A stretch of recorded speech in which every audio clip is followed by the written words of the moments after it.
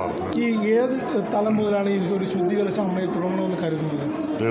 ഏത് തലം മുതലാണ്? അതറിയില്ല. നിങ്ങളൊക്കെ പറയൂ എങ്ങനെയാണ് ചെയ്യേണ്ടതെന്ന് പറയും. എല്ലാവരും ചോദിക്കുന്നുണ്ടല്ലോ എന്താണ് ഇതൊന്നും ചെയ്യാത്തതെന്ന്. എന്താണ് ചെയ്യേണ്ടതെന്ന് നിങ്ങളൊക്കെ പറഞ്ഞു കൊടുക്കും, പത്രക്കാർ പറഞ്ഞു കൊടുക്കും. അത് എങ്ങനെയാണ് ചെയ്യേണ്ടത് അങ്ങനെ പറയാൻ ആർക്കുമില്ല. എന്ത് ചെയ്താലും അതിന് രണ്ട് വശം ഉണ്ടാവും. അമ്മയെ തല്ലിയാലും രണ്ട് പക്ഷം എന്ന് പറഞ്ഞ പോലെ അതെന്താണെങ്കിലും പറയും. കൂട്ടരാജി വെച്ചാലും പറയും. ഇനി ഒരാൾ മാത്രം രാജിവെച്ചാൽ പറയും എന്തിനാ അമ്മ വെക്കുന്നത്, എല്ലാവരും രാജിവെച്ചുകൂടെ എന്ന് പറയും. എല്ലാവരും രാജിവെച്ചാൽ പറയാം എന്തിനാണ് കുറ്റം ചെയ്തത്, മറ്റേ ആരോപണ വിധേയമായിട്ടുള്ളവർ മാത്രം ചെയ്താൽ പോരെന്ന് ചോദിക്കും. ഈ ചോദ്യങ്ങളൊക്കെ ഈ അമ്മയിൽ ഏറ്റവും മുതിർന്ന അംഗമാണ്. അപ്പോൾ ഈ പുതിയ ആളുകൾ, ഈ പൃഥ്വിരാജ് ഉൾപ്പെടെയുള്ള പുതിയ ആളുകൾ ഈ അമ്മയുടെ തലപ്പത്തേക്ക് എത്തണോ, അതല്ല ഈ ജഗദീഷിനെ പോലുള്ള ആളുകൾ തന്നെ അല്ലെങ്കിൽ മോഹൻലാൽ തന്നെ തിരിച്ചെത്തണം, അങ്ങനെ ഒരു വ്യക്തിപരമായ അഭിപ്രായം എങ്ങനെയുണ്ടോ? ആരും മോശക്കാരൊന്നും അല്ലാന്നേ. അവിടെ ആരും കുഴപ്പക്കാരായിട്ടുള്ള ആളുകളില്ല. ചെറുപ്പക്കാരോ പ്രായമുള്ളവരോ സീനിയേഴ്സോ ജൂനിയേഴ്സോ ആരും വേണമെങ്കിലും വരട്ടെ, നന്നായിട്ട് കാര്യങ്ങൾ പോകണം. അവിടെ നിങ്ങൾ വിചാരിക്കുന്ന പോലെ അവിടുത്തെ മീറ്റിങ്ങുകളിൽ വലിയ പ്രശ്നങ്ങളും ഒരു പൊളിറ്റീഷ്യന്മാർ രാഷ്ട്രീയ മീറ്റിംഗ് കൂടുന്ന പോലെയുള്ള സംഭവങ്ങളും കാര്യങ്ങളൊന്നും അവിടെ ഞാനുണ്ടായിരുന്ന എക്സിക്യൂട്ടീവ് കമ്മിറ്റി കഴിഞ്ഞ പ്രാവശ്യം അവിടെ വളരെ സ്വസ്ഥമായിട്ടിരുന്നിട്ട് അതെന്താ ചെയ്യേണ്ടത്, അതപ്പോൾ ഇങ്ങനെ ചെയ്താലോ, അങ്ങനെ ചെയ്ത് ശരിയാവുമോ, അങ്ങനെയൊക്കെ കാര്യങ്ങൾ പറഞ്ഞിട്ട് ശരി അതാണ് ശരിയെന്ന് എല്ലാവർക്കും തോന്നിയാൽ അത് ചെയ്യും. അതല്ലാതെ മറ്റത് നമുക്കൊരു കാര്യം ചെയ്യാം, അത് ഇങ്ങനെ ചെയ്ത് കളയാം, എന്നിട്ട് അവനെ പൂട്ടാം, അങ്ങനെ പറയുന്ന ഒരു കൊള്ളസംഘമൊന്നും അല്ല അത്. വളരെ ന്യായമായിട്ട് കാര്യങ്ങൾ പറയുന്ന വളരെ ജോയ് മാത്യുവിനെ ഞാനാണ് നിർബന്ധിച്ച് പ്രാവശ്യം എക്സിക്യൂട്ടീവ് നിൽക്കണമെന്ന് പറഞ്ഞു. പുള്ളി പറഞ്ഞ് എന്നൊക്കെ അവിടെ പോയിട്ട് ഗുസ്തി ഉണ്ടാക്കാമെന്നും പറയും.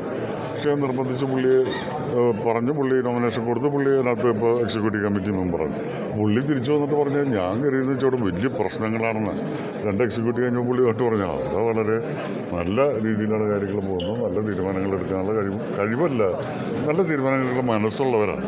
പിന്നെ ഈ പറഞ്ഞാൽ ഇവരാരും പൊളിറ്റീഷ്യന്മാർ വലിയ ബുദ്ധിയുള്ള ആളുകളോ കാര്യങ്ങളൊന്നും അല്ല ഈ അഭിനേതാക്കളാണെന്നുകൊണ്ട് അവർ പറഞ്ഞാൽ വലിയ കാര്യമാണോന്നില്ല.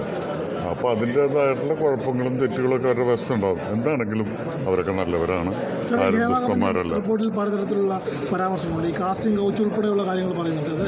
അത്തരത്തിലുള്ള ഏതെങ്കിലും അനുഭവങ്ങൾ, അല്ലെങ്കിൽ താങ്കളുടെ കാര്യം ജൂനിയർ ആയിട്ടുള്ള താരങ്ങൾ അല്ലെങ്കിൽ മറ്റേതെങ്കിലും താരങ്ങൾ ഏതെങ്കിലും സമയത്ത് ലാൽചേട്ടനെ അറിയിച്ചതായിട്ട് ശ്രദ്ധയിൽപ്പെട്ടിട്ടുണ്ടോ? ഇല്ല, ഇപ്പം നമ്മുടെ സെറ്റിലൊന്നും അങ്ങനെ ഉണ്ടായിട്ടില്ല. പക്ഷേ ഉണ്ട് എന്നുള്ള കാര്യം സത്യമാണ്. അത് ഒഴിവാക്കിയിട്ടൊക്കെ കാര്യങ്ങളൊക്കെ നടക്കുന്നുണ്ട്. അതെല്ലായിടത്തും ഉണ്ട് എന്ന് പറഞ്ഞിട്ട് കൈയൊഴിയുന്നതല്ല, അതെല്ലായിടത്തും ഉണ്ട്. പക്ഷേ ഇതിനകത്ത് എല്ലായിടത്തും ഉണ്ടാകാൻ പാടില്ല, എവിടെയും ഉണ്ടാകാൻ പാടില്ല. സിനിമയിലും ഉണ്ടാകാൻ പാടില്ല, ഒരിടത്തും ഉണ്ടാകാൻ പാടില്ല. സിനിമയിൽ സ്വാഭാവികമായിട്ടും കൂടുതലായിരിക്കും. കാരണം വെച്ചാൽ ഒരുമിച്ച് താമസിക്കുകയും ദിവസങ്ങളോളം ഹോട്ടലുകളിൽ ഒരുമിച്ച് അങ്ങനെയൊക്കെ വരുമ്പോൾ അതിനുള്ള ചാൻസസ് കൂടുതലുണ്ട്. അപ്പോൾ അതുകൊണ്ട് അത് ഉണ്ടാവില്ല എന്ന് പറയുന്നതിനകത്ത് അർത്ഥമൊന്നുമില്ല. പക്ഷെ അത് എല്ലായിടത്തും ഉണ്ടെന്നൊന്നും കരുതണ്ട. വളരെ വൃത്തിയായിട്ട് പോകുന്ന ഒരുപാട് പ്രൊഡക്ഷൻ കാര്യങ്ങളുണ്ട്. അവിടെയും തെറ്റും. ഇപ്പം ഞാനൊക്കെ എൻ്റെ സെറ്റിലൊന്നും ഇതുവരെ ഒരു പ്രശ്നം ഉണ്ടായിട്ടില്ല. പക്ഷെ അവിടെയും ചെറിയ ചെറിയ പ്രശ്നങ്ങളൊക്കെ ഉണ്ടാകുന്നുണ്ട്. അതൊക്കെ നമ്മൾ അന്ന് തന്നെ താല്പര്യം കൊടുത്ത് പോയി സംസാരിച്ച്. മുകേഷിനെതിരെ ആരോപണം വരുന്നു. സ്വാഭാവികമായി നടൻ എന്നതിനേക്കാൾ അപ്പുറത്ത് ജനപ്രതിനിധി കൂടിയാണ്. അദ്ദേഹത്തെ ഈ നിലവിൽ ഈ ആരോപണങ്ങൾ ഏൽക്കെതിരെ വരുന്നു, അതിൽ നിന്ന് മാറി നിൽക്കണം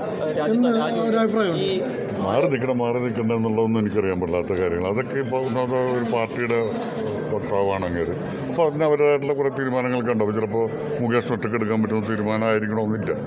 ചിലപ്പോൾ പാർട്ടി എന്ന് പറയുന്നു രാജിവെക്കണ്ടെന്ന് പറഞ്ഞു, ചിലപ്പോൾ രാജിവെക്കേണ്ടത് എന്താണെങ്കിലും ഞാൻ വലിയ രാഷ്ട്രീയക്കാരനല്ല, അങ്ങനെ രാഷ്ട്രീയപരമായിട്ട് കാര്യങ്ങൾ ചിന്തിക്കുന്ന ആളുമല്ല. അതുകൊണ്ട് എന്താണ് അവിടെ നടക്കുന്നതെന്ന് എനിക്കറിയില്ല.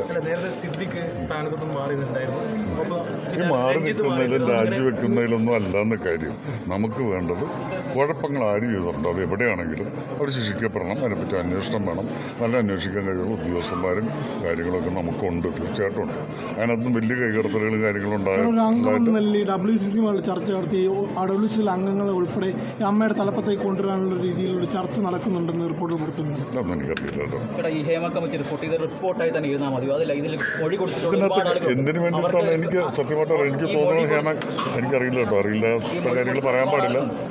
ഈ മൊഴി കൊടുത്തിട്ടുള്ള ഒരുപാട് ആളുകളുണ്ട്. ഈ റിപ്പോർട്ടായി തന്നെ ഇരുന്നാൽ മതിയോ, അതിന് ക്രിമിനൽ കേസ് എടുക്കേണ്ട, പോക്സോ എടുക്കേണ്ട ഒരുപാട് കാര്യങ്ങളുണ്ട്. അപ്പോൾ അതെല്ലാം നിയമ നടപടിയിലേക്ക് പോകണം എല്ലാവരുടെയും പേരിലോ? അല്ല, അതാ പറഞ്ഞ കുറ്റം ചെയ്തവരെ പറ്റി അന്വേഷിക്കണം. കുറ്റം ചെയ്തെന്ന് ആരോപിക്കപ്പെട്ടവരെ പറ്റി കുറ്റം ചെയ്തിട്ടുണ്ടെങ്കിൽ ശിക്ഷിക്കപ്പെടണം. ആ രക്ഷപ്പെടണം. അവർക്ക് വേണ്ട സഹായങ്ങൾ ചെയ്തു കൊടുക്കണം. കാര്യങ്ങളൊക്കെ ശരിയല്ല. പക്ഷേ കുറ്റം ചെയ്തവർ തന്നെ ആയിരിക്കണം എന്ന് നിർബന്ധമുണ്ട്. മതി.